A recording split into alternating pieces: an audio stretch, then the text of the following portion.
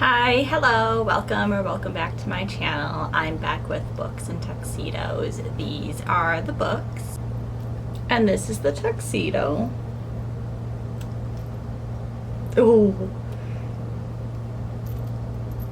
So today's video is going to be my full moon readathon TBR slash vlog. So I'll just update you as I continue to get through these prompts. If you're unfamiliar, Full Moon Readathon is hosted by Jan Agaton. I'll put the prompts here. So it's essentially following like 4 different characters, completing the prompts and moving on to the next one. Although she does say in the video you don't need to necessarily like go in order at all. I'll link the video down below kind of explaining the prompts, but I'm just gonna kind of go through briefly the books I plan on reading for each prompt.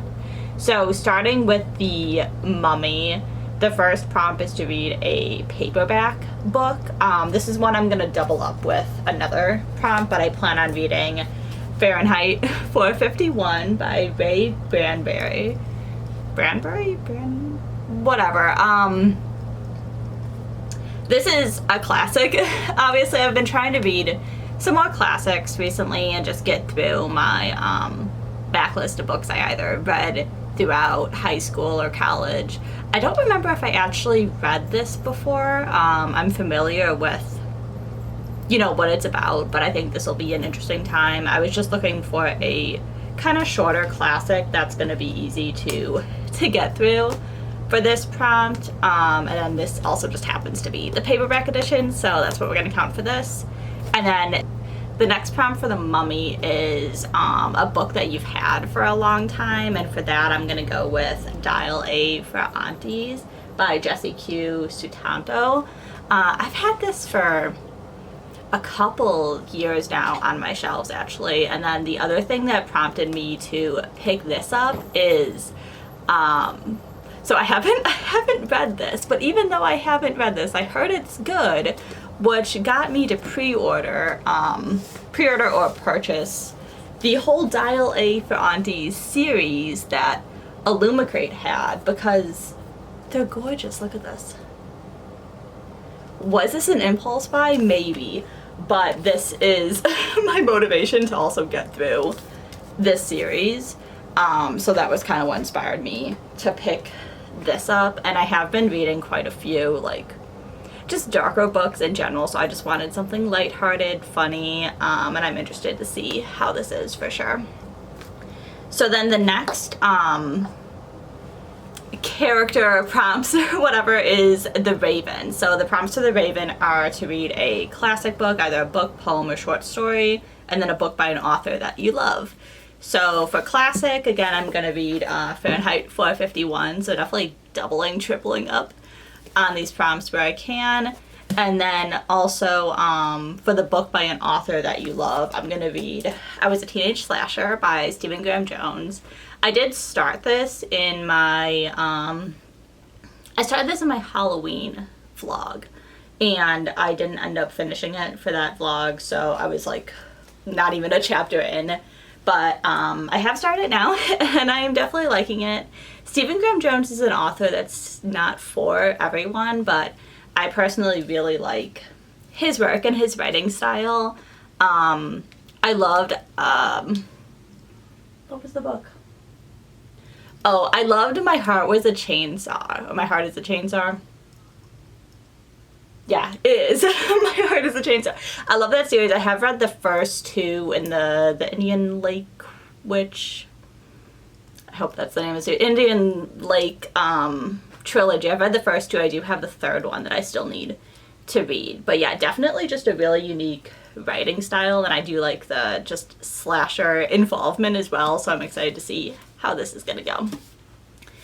And then with those 2 as well, with the Mummy and the Raven and some of the others, they do have a 3rd prompt as well as far as posted reading wrap up so far for the Mummy, and then for the Raven it's take time to journal. So no matter whatever order I go in, I'll just finish that prompt once I finish the other 2 for that like character, and I'll try to update the vlog when I do that as well. And then the next character is the clown. So the prompts for that one are a book with humor and a book with a colorful cover. So for humor, I feel like we might have a little bit of that in a few of these. But I'm going to go with Dial A for Aunties for that as well, just because I feel like this is lighthearted. There's some comedy involved in it, and then just any of these other books that happen to make me laugh while reading them will count for that. And then the second prompt for the clown is a colorful cover. And as much as I could easily count Dial A for Aunties because it's colorful and bright, I do need an excuse to finish reading The Day the World Stopped Shopping. So I feel like this is colorful enough to count for that. And I'm also using this readathon as filling in books that I need to keep reading, so I'm not going to just abandon what I'm currently reading. I'm actually almost done with this currently, so I will update you once I finish this. And then the third prompt for the clown is to do something to bring out your inner child. Whether that's like playing a video game or going to a park or just doing something you like from childhood, or like rewatching a childhood favorite. And I'll think of something to do for that throughout this vlog. And then for the last one, for a wolf involved, prompt on this one, any book that's involving a wolf. I actually was searching and I found this book on Kindle Unlimited, actually. It's called A Wolf Steps in Blood by Tamara Jarre. So from the synopsis I was reading, this is a queer BIPOC author, and it's writing about, I want to say it's a sapphic relationship, and then there's also a wolf involved, so sounded intriguing. We'll see how that goes. It was fairly short as well, so I'm hoping that will be entertaining.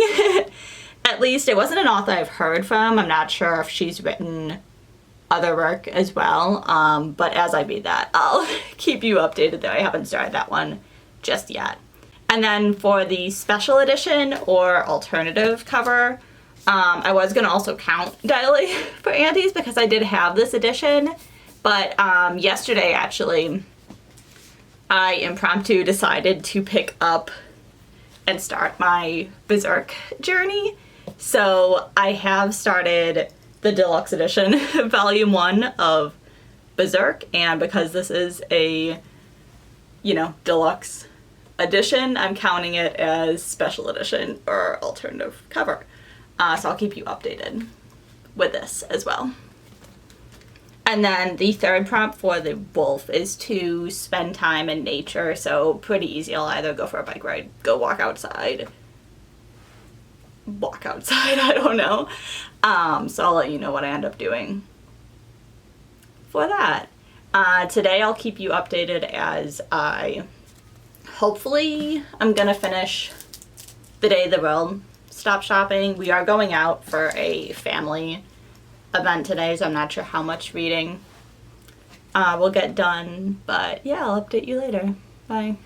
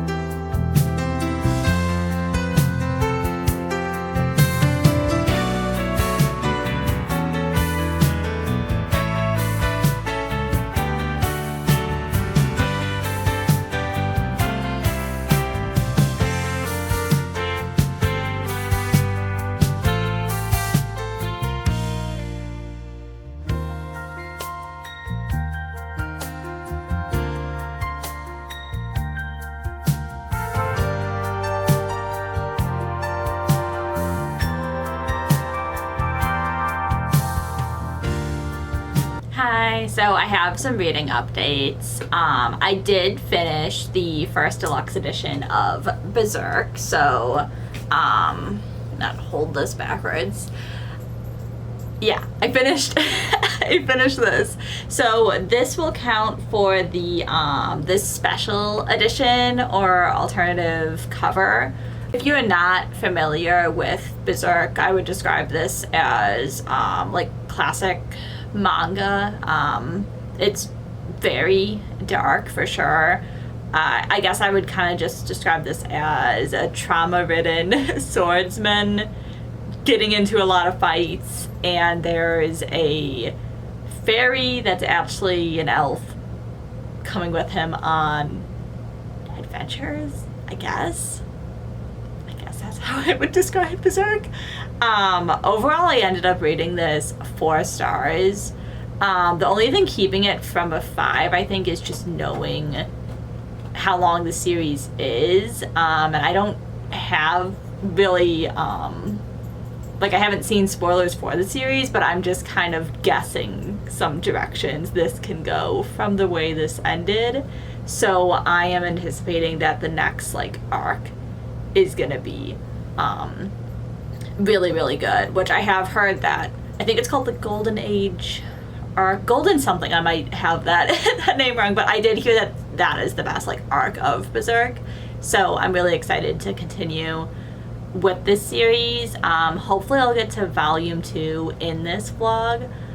The thing that actually inspired me to pick up Deluxe Edition Volume 1 finally, I have owned volumes like 1, 2, and 3 for a while now, and my husband actually read a book this year, and he read this when he was on vacation, and then he came back, and I was like, oh, I kind of want to read that too, so that was kind of a fun buddy read. But yeah, I'll definitely be picking up Volume 2 hopefully soon. I need to just, like, get through all my actual books that I'm reading as well, but I'm also kind of hesitant to keep going in this because it is really dark, and I feel like I do need to be in kind of a good headspace to continue with this. I was gonna say I really like the art style in here as well. I was gonna try to show you, I'm not the first page, that's for sure. Okay, let me see if, no, I actually, okay, yeah, I don't think I can actually show this in a video, but if you haven't seen, like, if you just look up, like, Berserk art, it's really well done, and I am glad that I do have the deluxe edition, because I do feel like if I was reading this on, like, the smaller, like, manga, I feel like it would almost be a little bit smush just because it is really detailed, so I feel like this is really easy to follow, just in terms of, like, the visuals and reading along and everything. These are definitely an investment, though, in terms of these volumes. I'm not sure if I'm going to financially invest in this entire series. I might start kind of checking them out from the library. I do currently have 1 through 4 of this, so I might get through 1 through 4 and then decide from there what type of financial obligations I want to make there. Speaking of spending money and shopping, the second book that I finished is The Day the World Stopped Shopping. This was really good, actually. I actually initially picked this up for a nonfiction book club last month. The prompt was to do, like, a pick your own book on sustainability within, like, talk about, like, fashion industry and things like that. So this is the one I picked. I didn't actually attend that book club, but I was like, I'm gonna, you know, continue to finish reading the book, and then this will count for the colorful cover prompt for this readathon. I guess to describe what this is about, The Day the World Stopped Shopping is investigating how we may achieve a better world where we... So the day the world stops shopping is investigating how we can achieve a better world without shopping. So it's like the economy says that we have to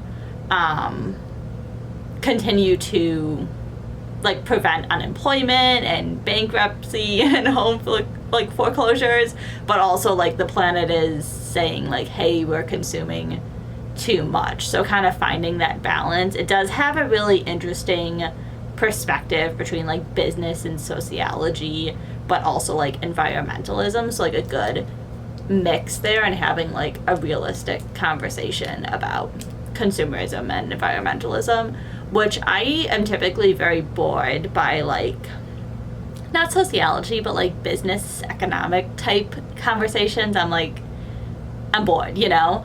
But I will say this was not really dull by any means. Like, it's definitely not dense. It's really approachable as well. I would recommend this for just anyone that's interested in the future of humanity.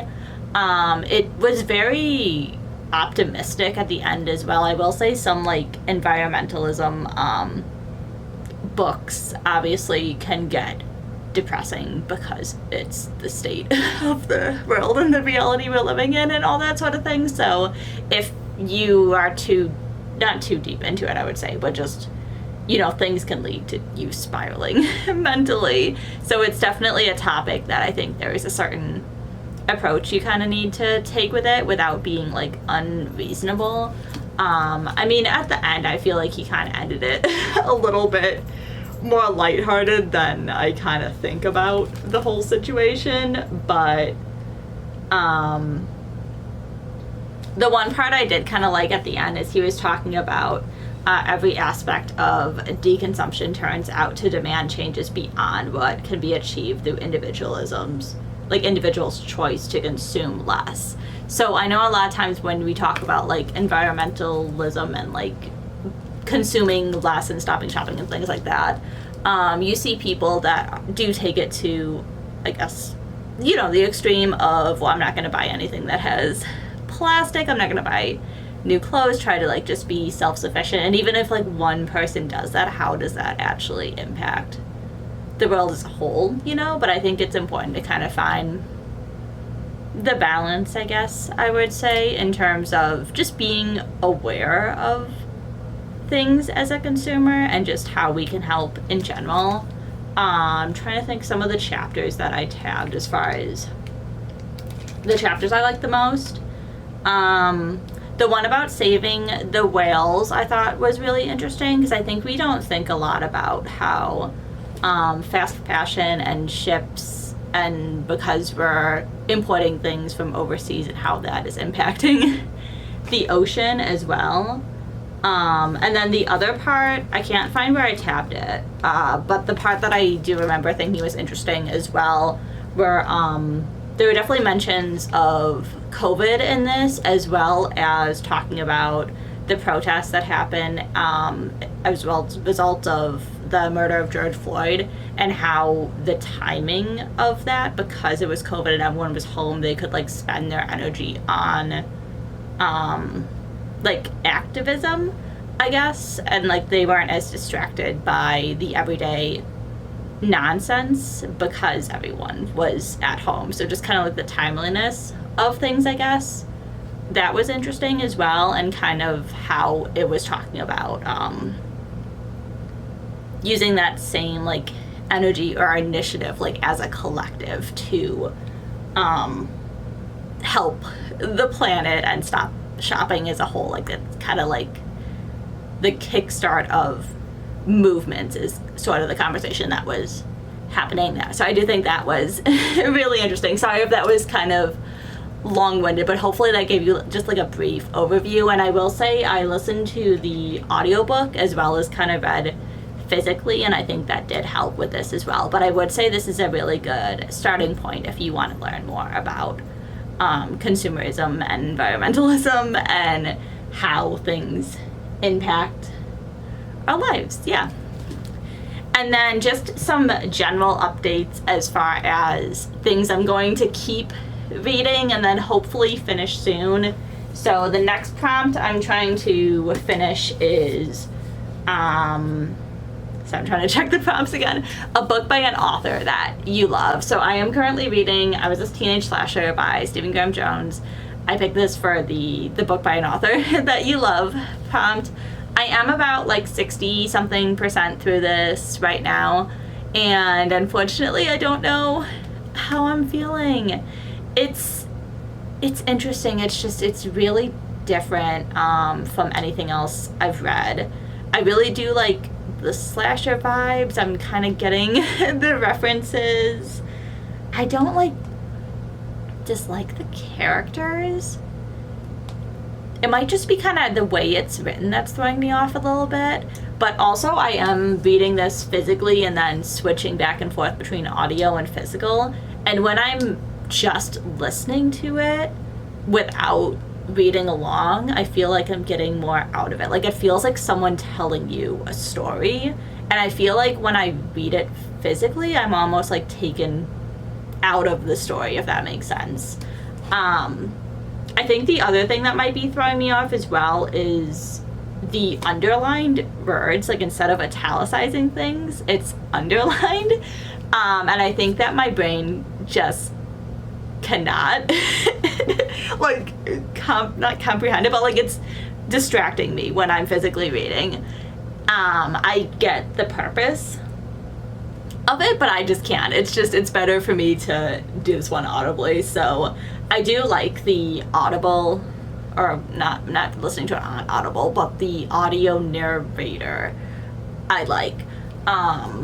So yeah, it'll be interesting to see how this ends. I think the other thing that's also kind of throwing me off a little bit is the chapters are really long, and it doesn't feel like it's dragging in terms of the story, because the story is very fast paced, but I almost wish that it was like the chapters split up a little bit more, you know?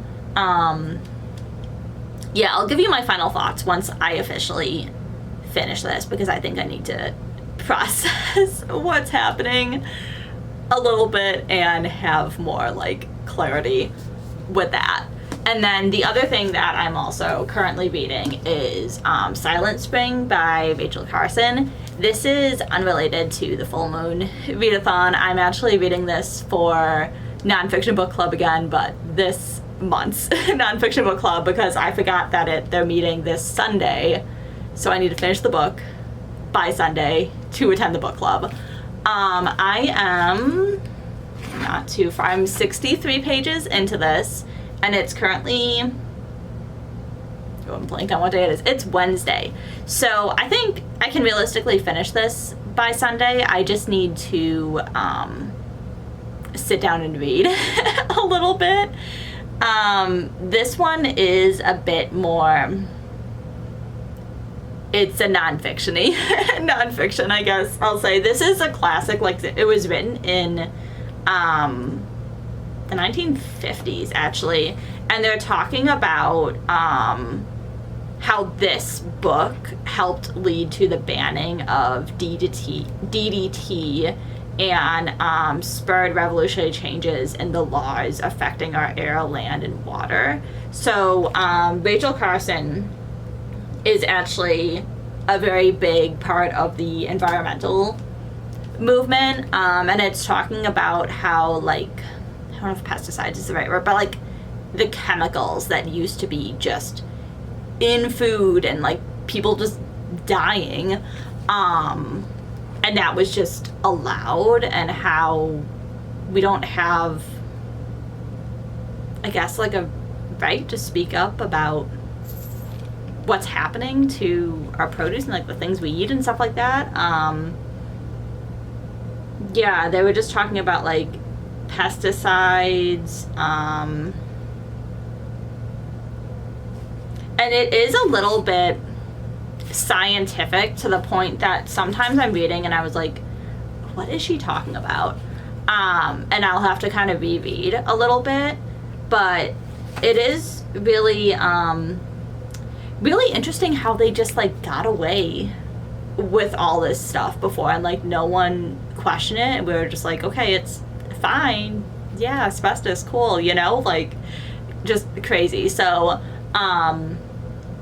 actually this is technically a classic, so I might count this for the classics prompt. Just kidding, I'm still gonna count this for the readathon. We're gonna fit in any book that we possibly can into this, because we have until next Wednesday to finish. So yeah, I'm counting this as a classic. I know I also had on my list Fahrenheit 451, so I might push that to like the back of the list of reads and sub this in for a classic. So I'll give you more coherent thoughts on this as well once I finish it. And I definitely think this is going to be a really good one to discuss, like, with a group of people, and like a group of people that are more scientific-y, book smart in the nonfiction way to explain to me what's happening in some parts of this.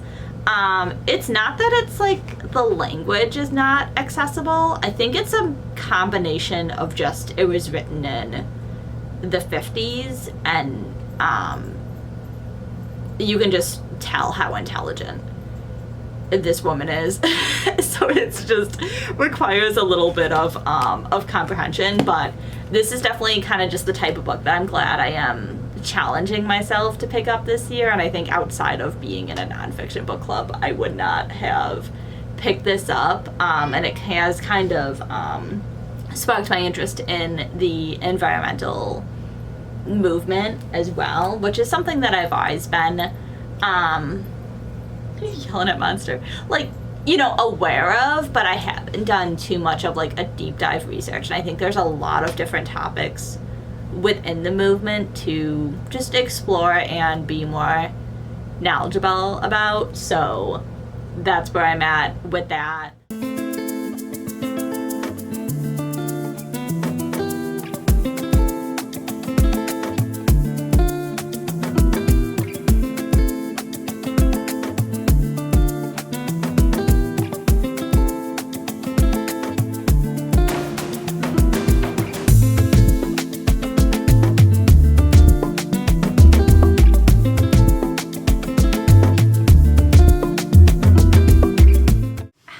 So I am here to update you from my bathroom. So I did finish, I Was a Teenage Slasher. I'll give you like coherent thoughts on that later. But it's a 5-star. I'm gonna end up giving it 5 stars. It really just turned around at the end, and I started to kind of like get it too. I don't know why it took me 60% of the book to get it, but when it clicked, and it was great. So I'll talk about that more later. I started Dial A for Aunties yesterday, and I started reading the audiobook so that I could start my knitting project. That's been going good. I actually really like it. It doesn't fully make sense that I picked up the audiobook when I do have 2 physical copies of the book, but I will say I really like the narrator for the Dial A for Aunties audiobook, and it's just like a funny, goofy time. I guess it's what I thought it was going to be. Like, I knew it was a mystery. I didn't realize there was a murder involved. I did not read the synopsis for that book before I started it, but I don't know if I said, yeah, I'm about like 50% through that. And then I'm like maybe 20-30% into Silent Spring. I didn't read too much of it yesterday. I think I'm at like page 100, and it's Friday, and I need to finish that by Sunday. So I'll give you like more updates on that as hopefully I finish it tonight. And then the reason that I am in the bathroom right now is I am going to get a new foster cat today, and I'm here with Monster because he always thinks that he needs to be in the bathroom helping, just to like set up some things. Normally when I get new fosters, I took the cabinets like off the hinges here. It's ugly, but it's efficient. So I usually put like blankets down there, and then I need to like fully clean. So that's the update for now. I'll show you more when I get back home later. Maybe I'll get some footage of the shelter when I go to pick up a foster, so that'll be exciting. I haven't had a foster in like a month now because I was on vacation and things, but yeah, if you don't know, that's something that we do pretty regularly, is have kind of fosters in and out. So we'll see how that goes, and hopefully they'll lead to me sitting in here and getting some reading done. So yeah, see you later.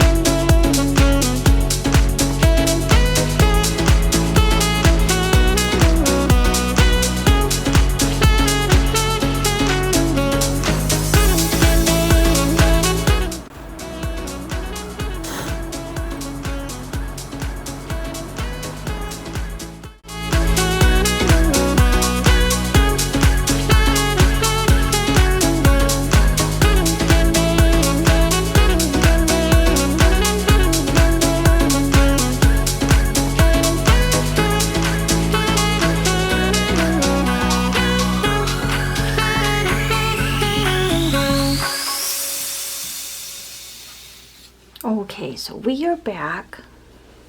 Got Gray Pete. Say hi, Gray Pete.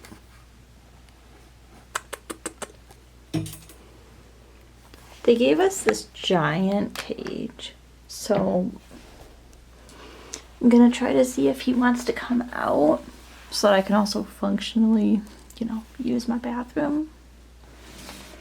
But we might just let him chill in there for a little bit because he's a scaredy boy.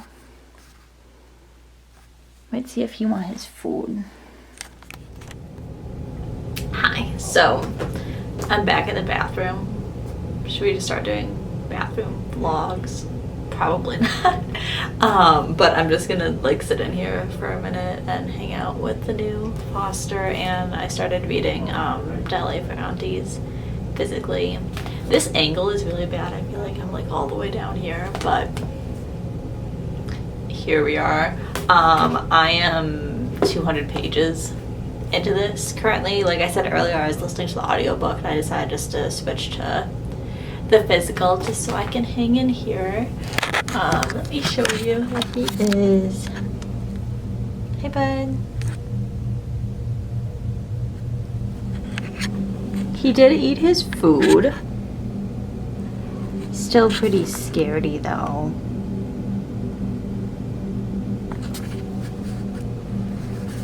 So we're just gonna let him hang out. He's laying on all of the toys that I put in there. Poor dude. I really want to try to wipe down his face later if he lets me. We're not there yet, but maybe soon. I don't know if it's just his coloring, but his eyes look like kinda... See how it's like kinda looks like sore? Well, you don't need to do that. I'm just zooming. I'm not even actually getting close to you, bud. You're so handsome, though. You're so handsome. Yeah, handsome boy. Hello. And that's just where he wanted to be. This is his bed that he had when he was at the shelter, so they thought he might want to be in here. But he likes that one. He got his food, got his toys. I don't know if he's gonna play with his toys, but he's like, leave me alone. Poor baby. Hi, honey. Hi, hello. So I finished Dial A for Aunties this morning. I really liked this. This was really cute. I'm gonna end up giving this 4 stars. I don't think I fully said in my last update yesterday what this is about, but we follow Madeline Chan and then her family with her 4 aunties. So essentially, it's in the synopsis that she ends up killing her blind date. Her meddlesome mother calls for her even more meddlesome aunties to help get rid of the body, and then essentially chaos ensues, and it's kind of how they're gonna get rid of this body. They're all in the wedding industry, so like one auntie is doing hair, another one's doing makeup, another one's like baking cakes, and then she's the photographer. So that's how that is working. And they go to this like is it a resort? Yeah, island resort for this wedding for this like really like rich couple or whatever. So it's kind of just following them trying to hide this body, and there's also a romance in this as well. I don't know if I would classify this as like contemporary romance plus like cozy mystery sort of. I would recommend this to people that if you liked Finley Donovan and you just want something like goofy and funny. I did also like the representation in here was really cool too, with the multiple languages and just the traditions when it comes to Indonesian Chinese wedding traditions as well. So that was pretty insightful. So this is going to end up counting for the book with humor for sure. There was definitely some funny bits in this, and I did like the dynamics between her and the aunties as well. So that will complete the clown character for this reading challenge, because I counted the day the world stopped shopping is the colorful cover, even though this is also colorful. And then this will count for the book with humor. So the last thing for the clown is to do something to bring out your inner child. This afternoon, I think we're going to go to the library and pick up some holds that I have. And then I was going to try to go kind of just sit in the park and read for a while. Although I'm looking out there right now and there's like a party. There's always a party happening. So we'll see how that goes. And then I'm also going to count this for the paperback book because I ended up subbing out, what was I originally going to read? I was originally supposed to read Fahrenheit 451 for the classic prompt, but I ended up switching it out for Silent Spring because I'm reading this for, this corner is so hard to film because it always gets the shiny library covers. I'm reading this for Nonfiction Book Club that's happening tomorrow, actually, so I was like, oh crap, I need to read this book. So this will count for the classic. And then, yeah, I'm just going to double up Dial A Frontes for the paperback as well as the book that I've owned for a long time. So that'll also complete the Mummy character as well. I'll just need to post a reading wrap-up. So to complete everything, I just need to finish Silent Spring, and then I also need to finish the, by finish, I mean also start the book I was going to read for Wolf Involved, which is A Wolf Steps in Blood, which should be pretty doable. I'm going to try to get that done hopefully tonight or tomorrow night. There's another, like, readathon happening next week, so I'm trying to wrap up this by Sunday ideally, and then I'll update you later once I finish this. I am a little bit over, like, maybe 50% in this, and I'm starting to understand it a little bit more as I'm going. I think reading along with the audiobook has been helping as well, so I've just been listening to the audiobook while I'm working on my my knitting project, so I'll be putting in some more footage of that as well. If you're wondering, this is what I'm knitting. It's like a scarf cowl thing, whatever, so that's probably not going to be finished in this vlog at all, but hopefully I'll make some progress on that too. And then I think the only other thing I needed to do was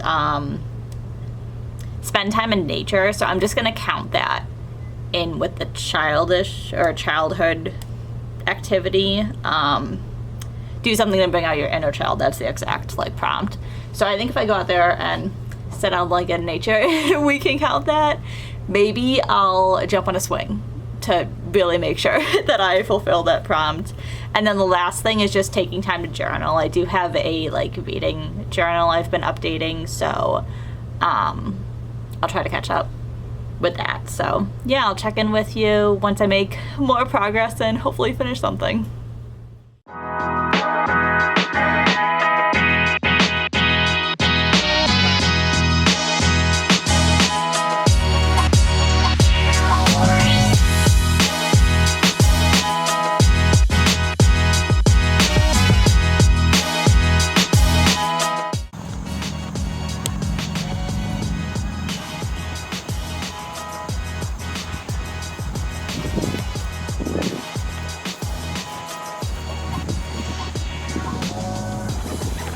Did it?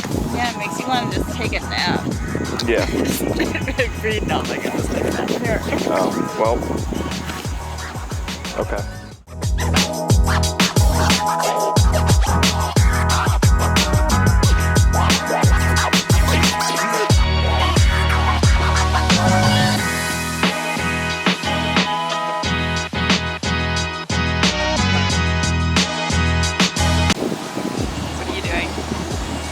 Filming. Filming what? The setup. Look at that. We're in the park. You're in a hammock. Yeah. Don't zoom on me. Don't. Yeah, how's it feel? How's it feel, huh? How's Berserk? Good. Are you on a page that's... I actually just passed a page with nudity, so you know what? We're good. Great. This book's dark. Did you know? There's a lot that happens in this that just makes you go, whew, damn. So should I keep going? Should I read volume 2? Oh, absolutely. Would you recommend it as a series? I am on book 2 of the deluxe editions, but yes. I mean, there's like 13 or 14 or something. I don't know if you can. Well, no. I gotta see where it goes. Okay. So, update. I think I'm gonna take a break from Silent Spring because it's making me mad. Just because of the reality that is this book, you know? But I wanted to show you the little illustrations they have at the chapters because they're actually kind of cute. Like, look at the little... When I was listening on the audiobook, I didn't realize until I was like opening this up to tab some things, but like... Okay, obviously this is depressing, but... Yeah, I just wanted to show you the little pictures.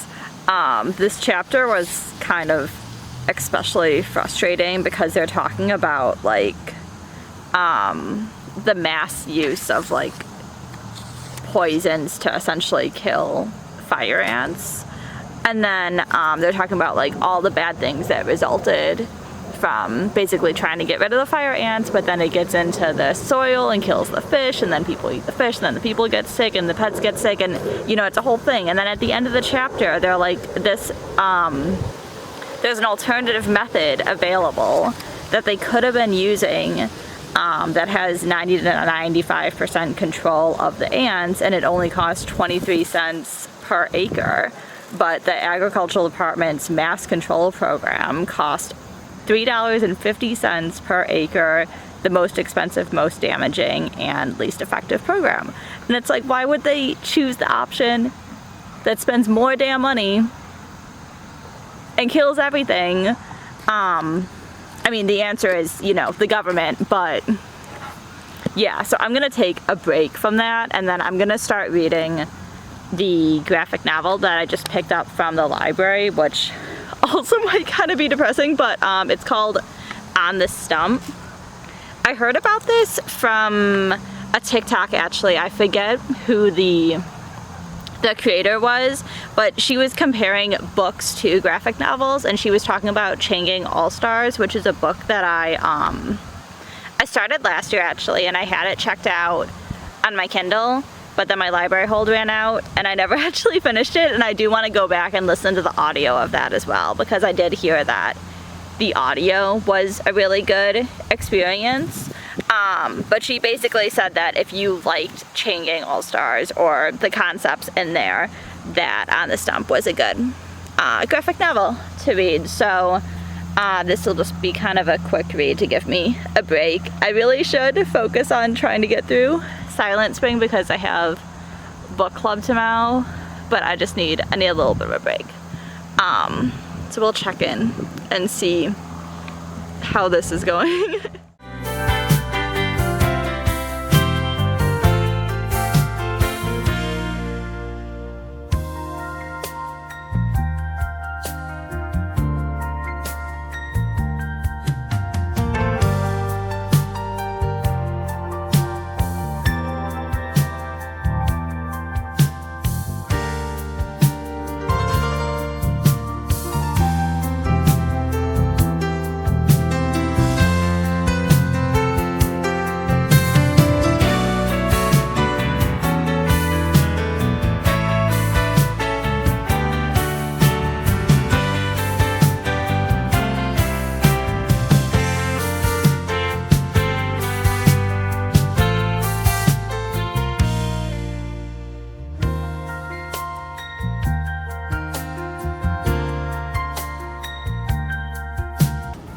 Sure.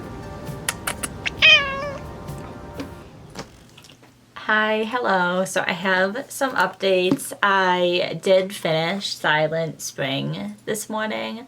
Overall, I did like this. I did want to correct, I think earlier in the vlog I said it was written in the 50s. It came out in 1962, so just a note on that. And then the biggest thing about this is it was really influential for its time and kind of sparked a lot to do with the environmental movement as well. Overall, I feel like there were a lot of like repeated ideas. It was more of like an essay collection than like felt like a whole work. A lot of the like kind of concepts that she's talking about, it was kind of just like a endless string of very similar concepts. So there were times where it did kind of drag for me a little bit. I mean, granted, this was also written in 1962, so I think part of it's just it being dated, you know, but I think that overall it could have been like, it could have been shorter. I feel like this could have been like 150 pages and, you know, said what what she needed to say.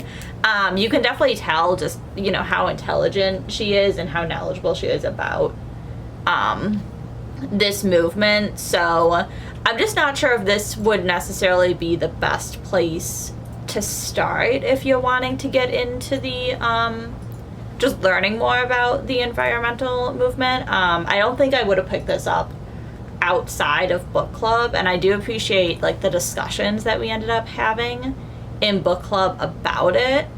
And it kind of was interesting to have that perspective of what was happening at the time.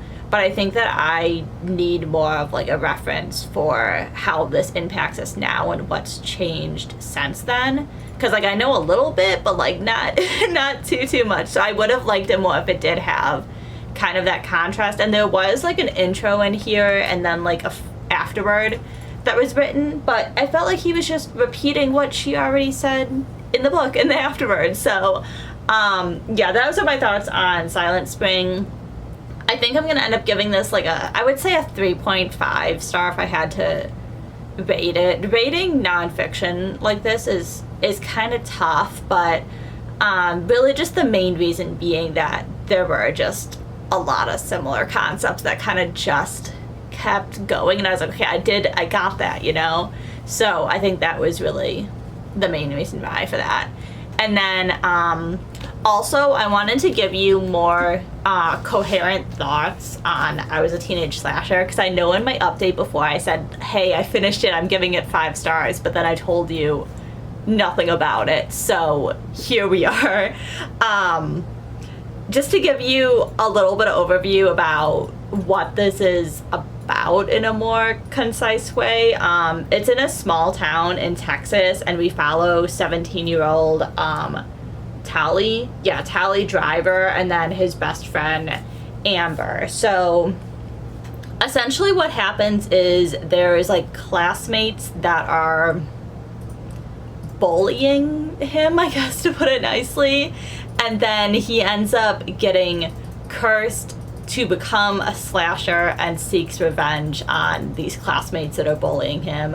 And then his best friend Amber is like very knowledgeable about slashers and the concept of final girls and how slasher mindset works, I guess.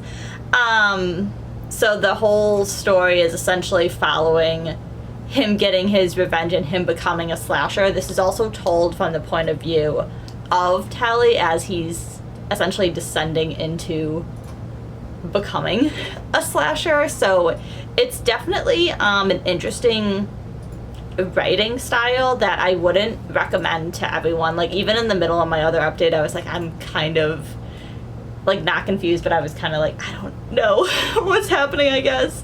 But by the end of the book, it finally kind of just like clicked for me that it was written and the thoughts are being all over the place because it's showing like the character's thought process. So I guess if you don't like, if I say unreliable narrator, I suppose so. Like if you're not really interested in reading from like an unreliable perspective or a perspective that I don't know is really unique. Even just like for slasher movie fans, I've seen so many mixed reviews on it, and I'm not sure what it is that really clicked for me at the end that I end up giving it 5 stars. Some of my 5 stars are just like vibes and feelings about it. I just think Stephen Graham Jones is such a genius. Like, the way he put this together, it's so unique. It's definitely something that I recommend trying. And, like, if you're not vibing with the first maybe 30 to 50 pages, then I would just say give up, because I feel like all the negative reviews I've seen have been people that were like, I wasn't feeling it at the start of the story, and then they just kept going. So this is one that I would either recommend to people that would love it, or just recommend that people actually DNF, which is tough, but I don't know. Yeah, this is definitely a really fun, like, summer horror read as well. I think that if you are familiar with, like, small towns and small town Texas specifically, you might get a lot of the references that went over my head a little bit with that, but you can definitely tell this is such a unique story for Stephen Graham Jones to write, and I think that having that perspective kind of helps as well. So that was the one that I counted for the favorite author prompt. Oh, and then the last book, I actually ended up DNFing. I started A Wolf Steps in Blood this afternoon, and it's just not what I'm in the mood to read, and I just don't want to force myself through it. It's not bad. It's very much like, I don't think I've read many, like, wolf stories as far as, like, the wolf being inside someone and them transitioning from being human to being a wolf, and I don't know, it's reminding me too much of New Moon. That's my only reference for wolves and romance, and I'm sure it's a good book. I'm just not in the mood, and from the first chapter I can tell that it's not for me.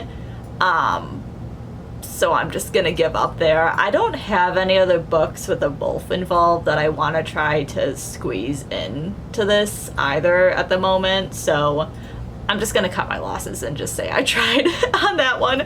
But overall, all the other prompts I think I finished with. So for the paperback book, I read Dial A for Aunties, and then I also counted that for the book I've had for a long time. For the classic, I'll count Silent Spring, and then the book by an author I love, I'm counting I Was a Teenage Slasher. Dial A for Aunties is also counting for the book with humor for sure. And then colorful cover, I'm counting The Day the World Stopped Shopping. And then for special edition, I'm counting Berserk. So I still ended up reading 1, 2, 5 books, which is still pretty good. You know, I'll take it. And I definitely picked up some stuff that I bumped up my TBR that I hadn't got to in a while. And then as far as the other, like, the prompts for the different characters, the first was to post a reading wrap-up so far, which I have kind of been doing, like, some Instagram posts along the way, but I'll do one final kind of just this is what I read for the full Moon Readathon. The other one is take time to journal, which is what I'm kind of looking at now as my journal I set up for this. And then I have my TBR for the month. And then I'm trying a new thing in August where I'm tracking my page, like the pages I read per day, versus doing, don't have a great example because I've kind of been giving up on. So earlier in the year, like, see, February I was so committed to my designs. I was just tracking, like, as I read books, the days like how many days it took me to finish that particular book. But this wasn't really ideal for me to just write down every single book that I read, you know? I think I'd rather have this because I'm trying to be more consistent with my reading. And I am having kind of a loose goal of trying to read 100 pages per day, because I feel like sometimes during the week I'll read, like, nothing for 3-4 days, and then I try to, like, cram a bunch of pages in on the weekend. So I want to make reading more of, like, a consistent habit tracker type thing. I guess that's what I'm doing with that. So I did journal. I forgot to, like, film as I was journaling, but I did it. It counts. And then the other like, things to do were to do something to bring out your inner child and spend time in nature. So I'm counting that as a 2-for-1 from yesterday when we went to the park. I was in a hammock. I feel like that could count as something that brings out your inner child.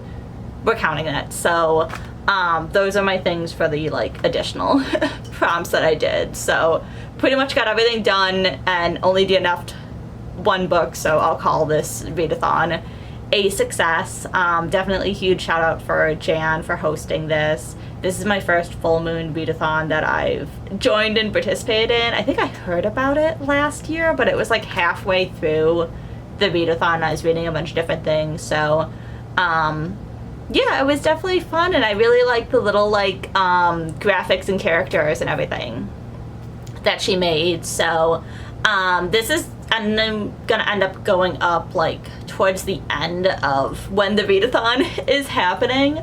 But if you would still like to participate just whenever, you just want the information to join next year, I'll still link down below Jan's video just explaining this readathon as well. And then that's gonna be it for this vlog. I know this was a little bit of a long one, so I do appreciate anyone that stuck around until the end. If you did participate in this readathon in particular, let me know down below what your favorite book was, or if not, just let me know what you're reading now. Definitely like and subscribe if you're interested. I hope to see you in a video really soon. Bye.